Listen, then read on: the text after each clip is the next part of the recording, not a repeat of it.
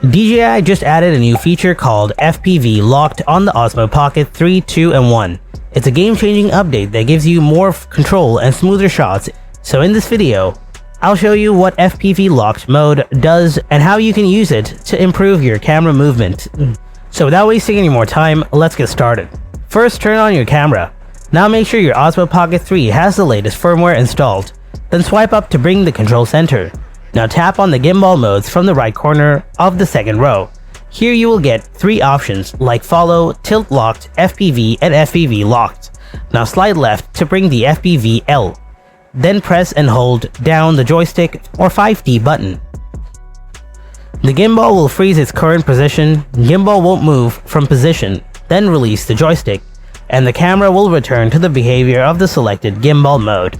And that's it. This is how you can use FPV-L featured for your video on DJI Osmo Pocket 3. Thanks for watching, and I'll see you in the next video.